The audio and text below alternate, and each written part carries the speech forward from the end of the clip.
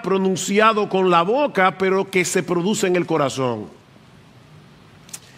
Decir que aquello fue impresionante se queda corto de lo que experimenté ese día. Ahora, cuando uno se encuentra en situaciones como esas y contempla algo tan espectacular, uno no tiene que decirse a sí mismo, ahora debo abrir la boca y decir, wow, porque eso sería lo más apropiado. Además de que no quiero que los hermanos que han hecho el esfuerzo de traerme a la catarata piensen que yo me he sentido decepcionado. No, mis hermanos, las emociones no funcionan así. Uno simplemente se detiene a contemplar ese espectáculo, millones y millones y millones de galones de agua cayendo por minutos arcoíris que se forman en el fondo de las cataratas cuando el agua rompe y se convierte en vapor, un ruido atronador, y en una forma natural uno dice, ¡wow! Así funcionan nuestras emociones y así funciona nuestra adoración.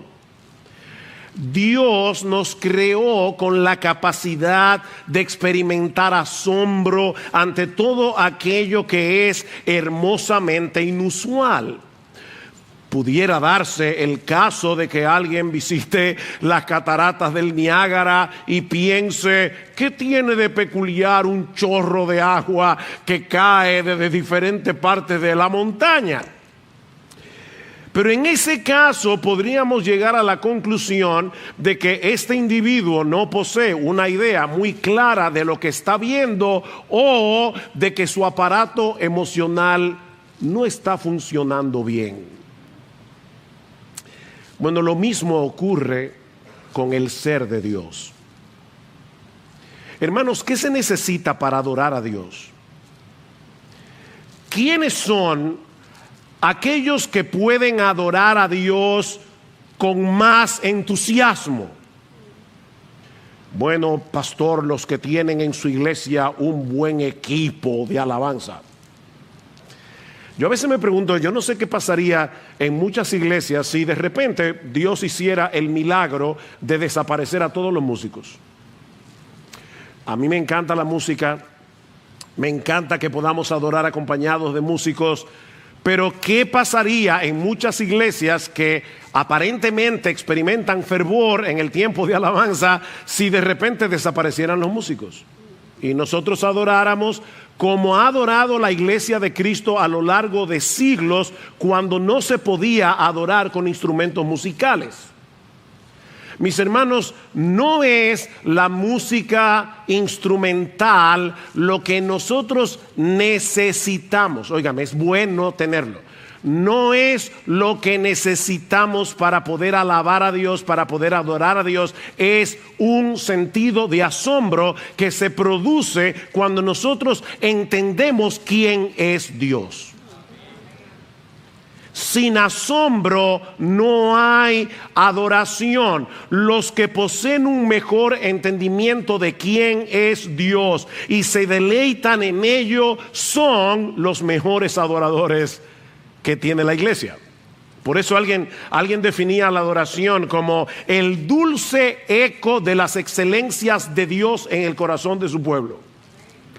¿Qué es la adoración? Es el dulce eco de las excelencias de Dios en el corazón de su pueblo. Nuestro Dios es absolutamente inusual, porque no hay nadie como Él en toda la creación, nada que se le compare. Él es infinito en su ser, infinito en sus perfecciones, lleno de gloria, lleno de belleza, lleno de majestad, de modo que es imposible conocerle y contemplarle sin ser movidos a sobrecogernos y a proclamar y a querer expresar nuestra admiración.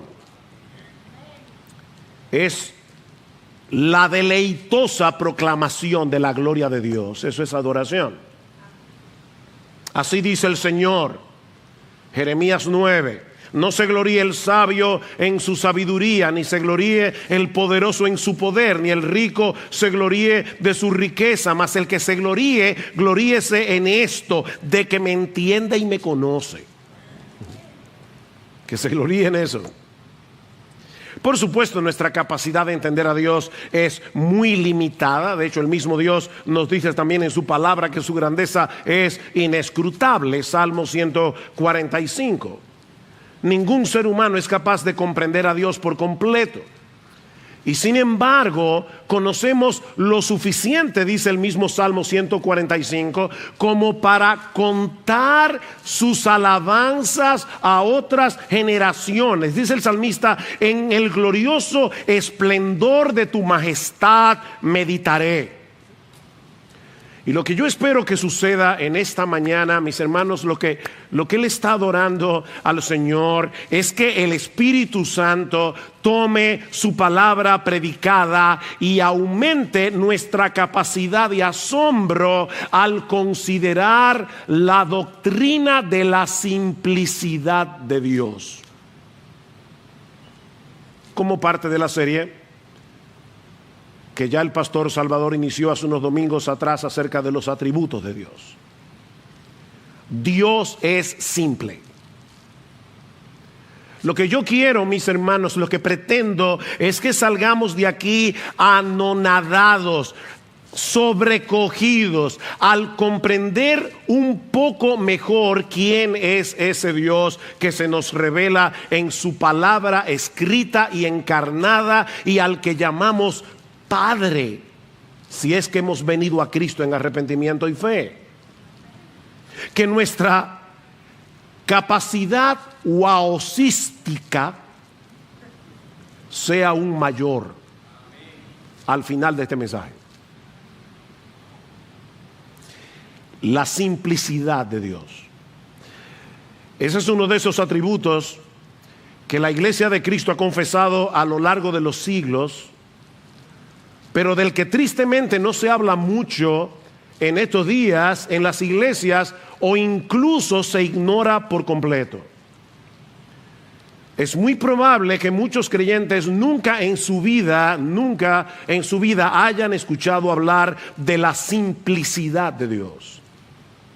Y que incluso algunos se sientan extrañados al escuchar que Dios es simple. No solo extrañados, ofendidos posiblemente con la declaración de que Dios no es un ser complejo. Dios es simple. Por eso me adelanto a decir que al afirmar la simplicidad de Dios, y créanme, hermanos, yo voy a hacer todo lo que esté a mi alcance, ¿verdad?, para que esto se pueda comprender. Pero al afirmar la simplicidad de Dios, no estamos diciendo que Dios sea simplista. Hay una diferencia abismal entre una cosa y otra. Por ejemplo, el libro de Proverbios nos advierte que no podemos ser simples, ¿verdad? Una persona simple es una persona que no posee la capacidad ni la sabiduría necesaria para lidiar con asuntos complicados y para tomar buenas decisiones éticas, buenas decisiones morales. No podemos ser simples en ese sentido. Pero decir de Dios que Él no tiene esa capacidad sería un insulto. Entonces, ¿a qué nos referimos al hablar de la simplicidad de Dios? Bueno, veamos en primer lugar la simplicidad de Dios explicada, para luego ver la relevancia que tiene entender esto, la simplicidad de Dios aplicada. La simplicidad de Dios explicada. Al decir que Dios es simple, lo que estamos afirmando es que Él no está compuesto de partes. O para decirlo de otra manera, que todo lo que hay en Dios es Dios.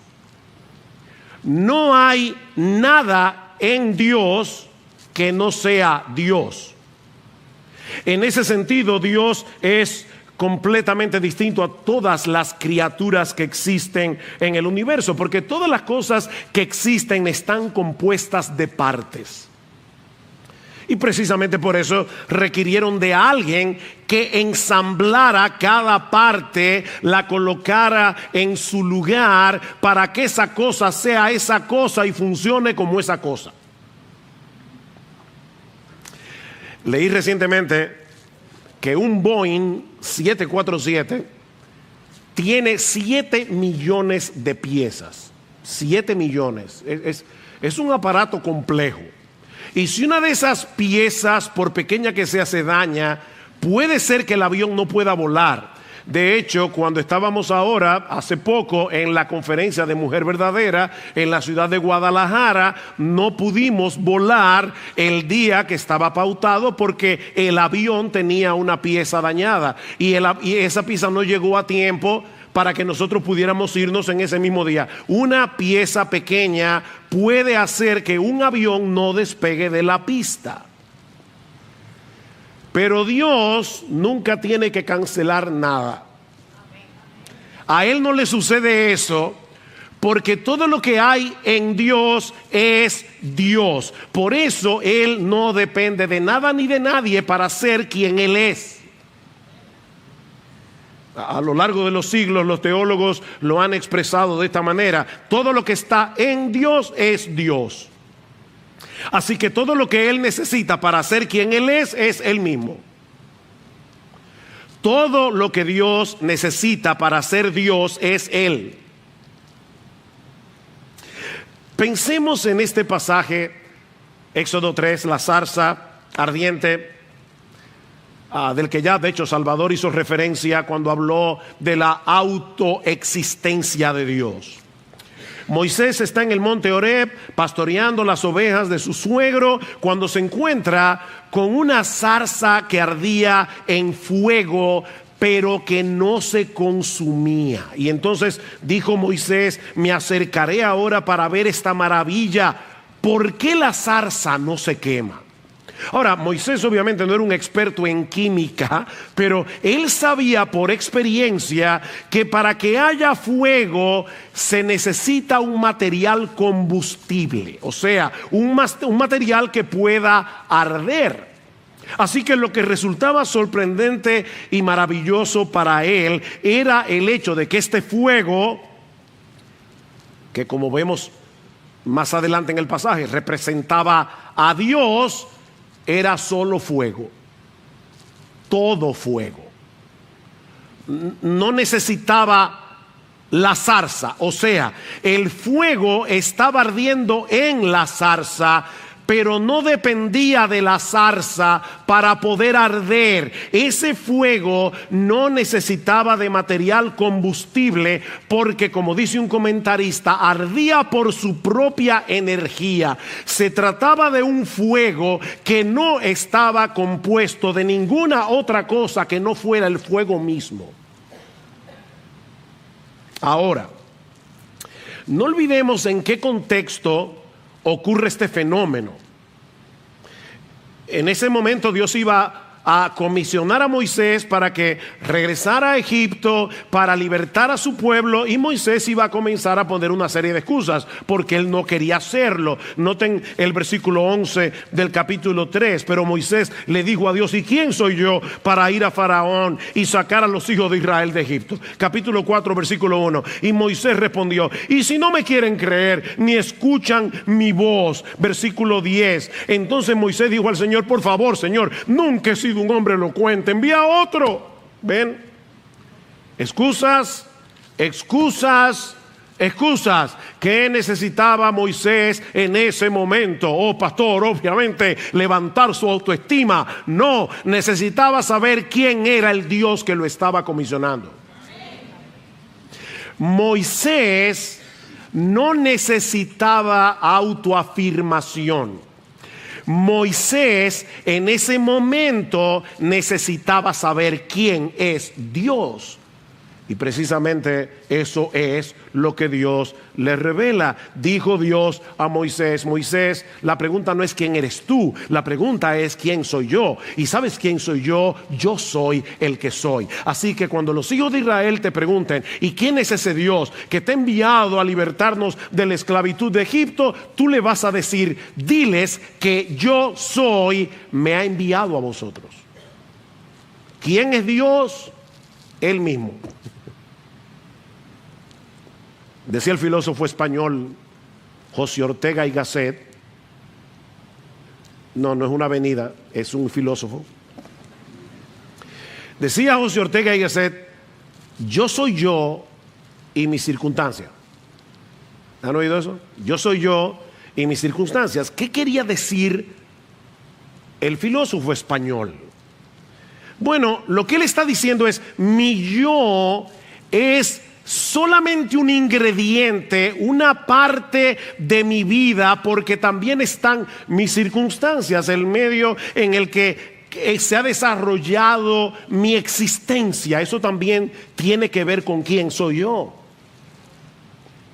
Pero en el caso de Dios, Él es quien Él es. Las circunstancias no juegan ningún papel. Así como el fuego de la zarza no necesitaba ninguna energía fuera de sí mismo para arder, Dios no necesita de nada fuera de sí mismo, ni para existir, ni para ser feliz. Y era ese Dios autosuficiente, absolutamente independiente, la fuente de todo ser y de toda vida, el que estaba enviando a Moisés a liberar al pueblo. Dios no necesitaba a Moisés para hacer su obra, pero todo lo que necesitaba Moisés era a Dios. Dios no necesitaba a Moisés, ni a ti, ni a mí, ni a nadie. Pero tú, yo y Moisés necesitamos a Dios. ¿Se dan cuenta, mis hermanos, que esta no es una enseñanza meramente académica que deba reservarse únicamente para los teólogos? Esta es una verdad esencial acerca del ser de Dios que los creyentes necesitamos conocer para alimentar nuestra confianza y nuestra admiración por Él. Nuestro Dios es quien Él es, porque todo lo que hay en Dios es Dios mismo. Él no está compuesto de partes. Ahora, consideremos por un momento, primero, lo que eso implica en cuanto a los atributos de Dios, y en segundo lugar, lo que eso implica para la doctrina de la Trinidad. Los atributos de Dios. La Biblia dice que Dios es amor, santidad, justicia, bondad, omnipresente, omnipotente, omnisciente, eterno, inmutable y todo lo demás. Pero eso no quiere decir que cada uno de esos atributos sea una parte de Dios. Como si Dios estuviera compuesto de un 30% de amor, 20% de santidad, 20% de justicia, 30% de poder.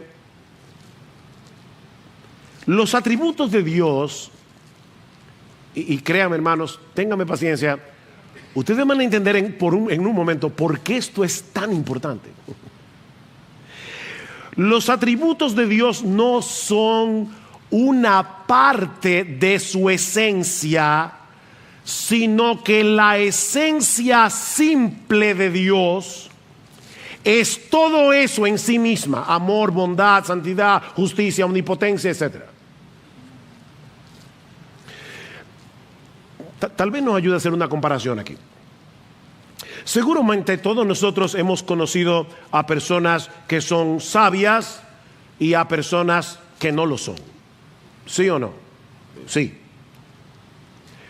Bueno, la sabiduría no es una parte esencial de nuestra humanidad. O sea, se puede ser humano y no tener ni una pizca de sabiduría.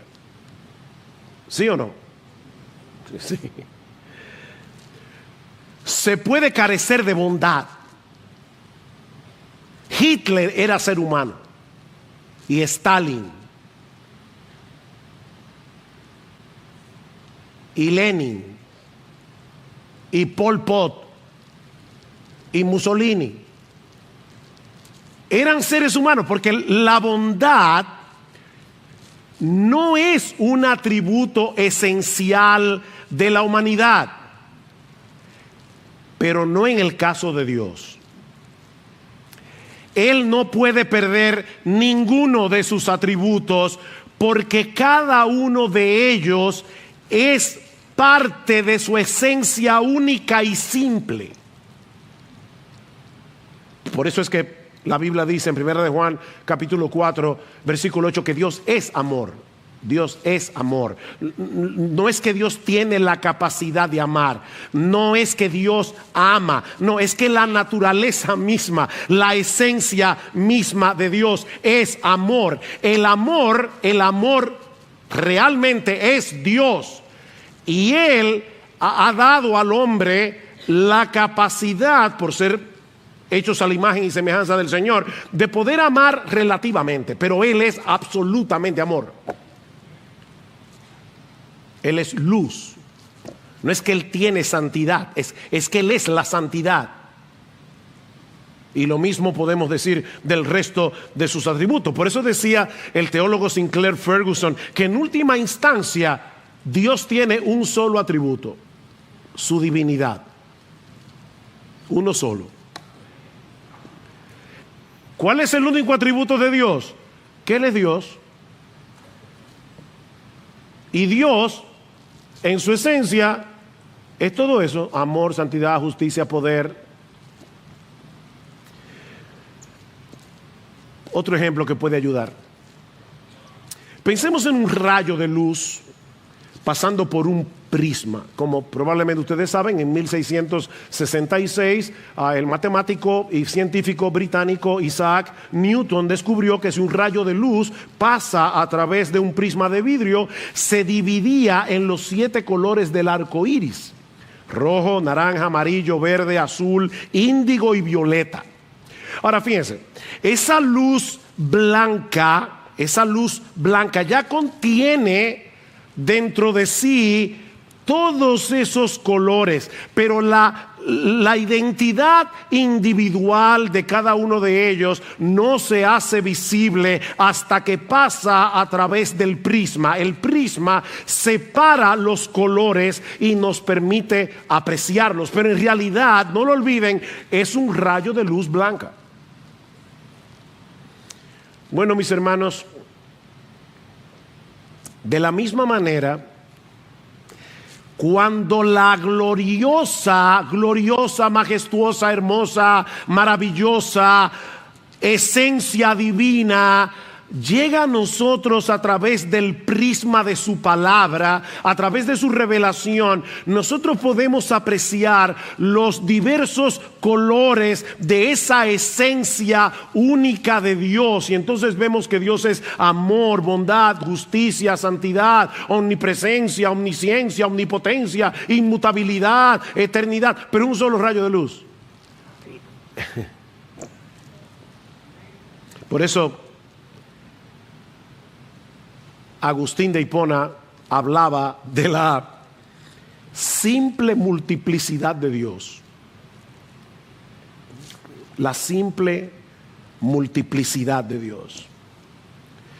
Necesitamos el prisma de las Escrituras para que ese potentísimo rayo de luz de la esencia divina pueda ser apreciado en diversos colores, porque de lo contrario, mis hermanos, nosotros no podríamos entender a Dios. Tú y yo no podemos entender cómo es posible que haya un ser simple, no lo entendemos.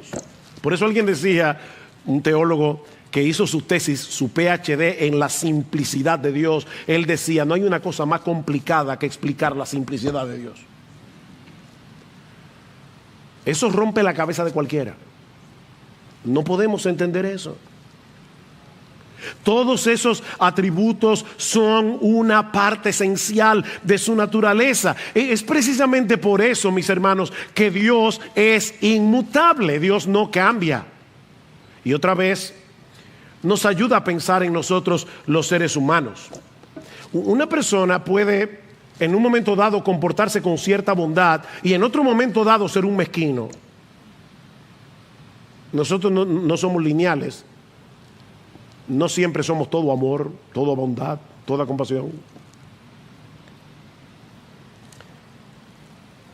Porque recuerden, la bondad no es una parte esencial de nuestra humanidad. Pero Dios no puede dejar de ser bueno. Es imposible. Si Dios dejara de ser bueno, se autodestruyera. Porque es que la esencia de Dios, la única que Él tiene, es bondad, es santidad, es amor, es justicia, es poder. Dice el salmista en el Salmo 90, Señor, tú nos has sido refugio de generación a generación, antes que naciesen los montes y formases la tierra y el mundo, desde el siglo y hasta el siglo, desde la eternidad y hasta la eternidad, tú eres Dios.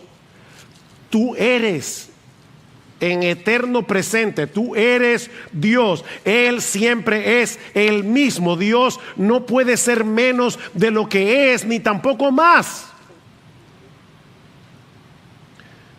Si yo le dijera a mi esposa, la quiero piropear, y le digo, hoy tú eres mejor que cuando nos casamos, sería un piropo. Si tú le dices a Dios que Él es hoy mejor que ayer, es un insulto. Ustedes no se han dado cuenta que a ningún salmista se le ocurre alabar a Dios y decir, wow, Señor, tú ahora eres mejor. Es que Dios no puede ser mejor de lo que Él es ya. Es imposible, porque Él ya es absolutamente bueno, absolutamente amoroso, absolutamente santo, absolutamente justo.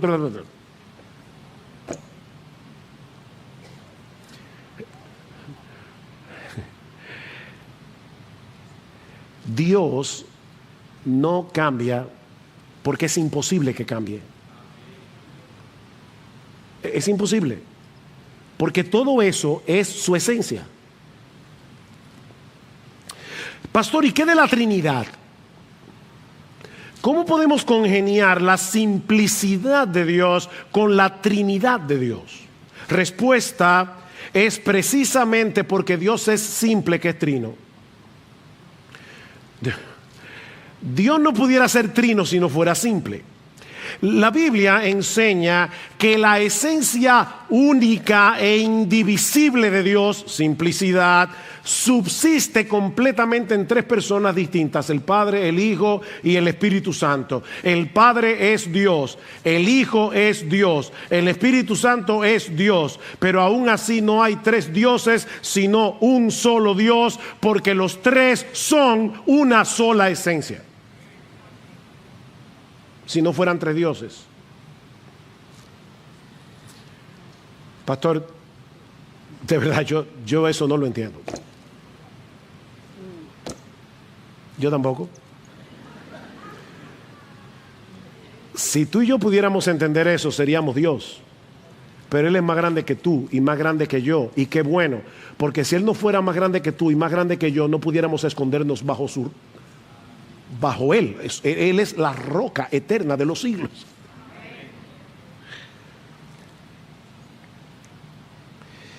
Jamás podremos entender con nuestra mente finita la Trinidad de Dios, pero esa es una verdad que Dios ha revelado en su palabra.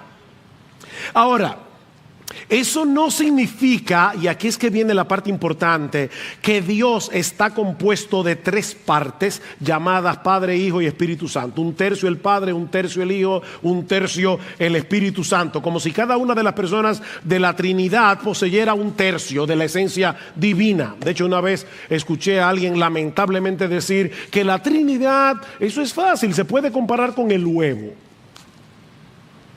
O sea, el huevo tiene cáscara, yema y clara.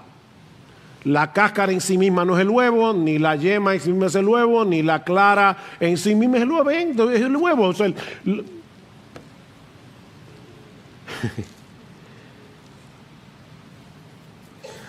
eso equivaldría a decir que cada persona de la Trinidad no es Dios en sí mismo. es un tercio de Dios. Como si tuviéramos que sumar a las 3 personas para tener la esencia completa de Dios. No, cuando hablamos de la Trinidad, lo que en realidad estamos diciendo es que cada una de las personas comparte igual y plenamente la esencia única y simple de la divinidad. Yo te dije que mi oración es asombrarte, que el Espíritu Santo te asombre. ¿De quién es Dios? No hay nada que se le compare. Nada. Deuteronomio 6:4, escucha Israel, el Señor es nuestro Dios, el Señor uno es. Sorprendentemente ese es uno de los textos favoritos de los musulmanes y de todos los que niegan la doctrina de la Trinidad. Pero lo que ese texto significa no es que Dios es una singularidad matemática, que hay una sola persona que se llama Dios, sino que como Dios es único porque hay una sola esencia divina, Él y solo Él debe ser el objeto de nuestros afectos y de nuestra adoración. Por eso el texto sigue diciendo: el Señor nuestro Dios, el Señor uno es, y amarás al Señor tu Dios con todo tu corazón, con toda tu alma y con todas tus fuerzas. La devoción y la lealtad de nuestro corazón, de nuestra alma, no puede estar dividida porque existe un solo Dios. Eso es lo que significa Deuteronomio. Sin embargo, es interesante notar que la palabra hebrea que se traduce como uno en Deuteronomio capítulo 6, Jehová nuestro Dios, el Señor uno es. Esa es la misma palabra que aparece en Génesis capítulo 2, versículo 24, para decir que en el matrimonio un hombre y una mujer, 2 personas, en el matrimonio vienen a ser una sola carne. ¿Ven? No es una singularidad matemática. Son 2 personas que forman una sola carne. Bueno, en la Trinidad son 3 personas que subsisten en la única y simple esencia de Dios. Así que Dios es uno y es 3, pero en 2 sentidos diferentes. Él es uno en cuanto a su esencia, porque solo hay un Dios, no 3. Pero Él es 3 con respecto a las personas, porque son el Padre, el Hijo y el Espíritu Santo. Repito, mis hermanos, eso es un misterio que no podemos comprender plenamente, pero es una doctrina revelada que debemos creer. Pastor, ¿y por qué eso es tan relevante? Bueno, ya hemos visto la doctrina de la simplicidad explicada. Vemos ahora la doctrina de la simplicidad aplicada. Y créame, tuve que debatirme en cuanto a cuántas aplicaciones traer. Voy a limitarme a 4. En primer lugar, porque nuestro Dios es un ser simple que no depende de nada ni de nadie para su existencia, para su felicidad. Podemos y debemos depender de Él en medio de cualquier necesidad y circunstancia. Nosotros somos muy débiles, somos muy necesitados. Cualquier cosa puede afectarnos de repente en una forma profunda y significativa, pero no a Dios. Nosotros necesitamos a Dios, tú necesitas a Dios, Él no necesita a nadie. Pero podemos confiar en Dios precisamente porque Él no necesita a nadie. Porque Él es simple. Como ustedes saben, el viernes 12 de mayo, mi esposa y yo participamos de una celebración que fue muy importante, de mucho gozo para nosotros. Lo más lejos que yo tenía es que ese día terminaría en la emergencia de un hospital en Louisville, Kentucky, con un fuertísimo dolor de espalda. Esa fue la celebración. Reflexionando después acerca de este incidente, yo decía: Señor, de verdad yo quiero tratar de entender. Yo no necesito entender, pero yo quisiera como entender por qué pasó esto, qué tú me quieres enseñar.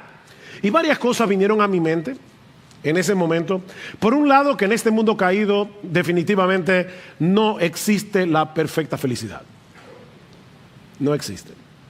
Por otro lado, que siempre debo estar profundamente agradecido con mi Señor y mi Salvador cuando estaba en el momento más agudo del dolor, estaba privado del dolor. Yo solo podía pensar, mi Señor Jesucristo se hizo hombre y Él decidió tomar ese lugar, ese dolor que es infinitamente superior a este, para que yo fuera salvo.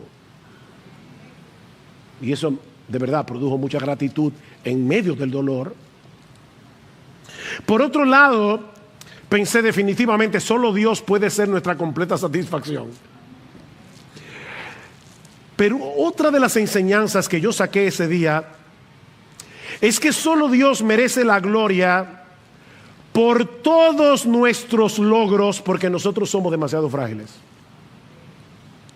Solo Dios merece la gloria, pero qué bueno, mis hermanos, que dependemos de un Dios absolutamente autónomo, un Dios que no necesita de nada ni de nadie fuera de sí mismo para ser quien Él es y para ser absolutamente feliz. Dice en Isaías capítulo 49, porque yo soy Dios y no hay otro Dios y nada hay semejante a mí, que anuncio lo por venir desde el principio y desde la antigüedad, lo que aún no era hecho, que digo, mi consejo permanecerá y haré todo lo que yo quiero. Ni tú ni yo podemos decir, yo voy a hacer lo que yo quiero. Porque una cosita minúscula que no se ve te puede postrar en una cama. Pero no a Dios. Podemos y debemos depender en todo de ese Dios, porque Él hace todas las cosas según el designio de su voluntad.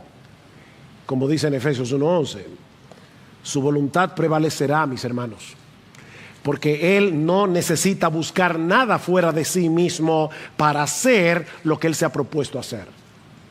En segundo lugar, porque Dios es un ser simple, debemos vivir con la conciencia. Debemos vivir con la conciencia de que Él está plenamente presente en todo lugar con todos sus atributos. Es un ser simple.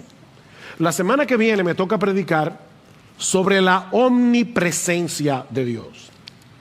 Ahora les adelanto que lo que eso significa no es, niños, cuando Dios, la Biblia dice que Dios es omnipresente.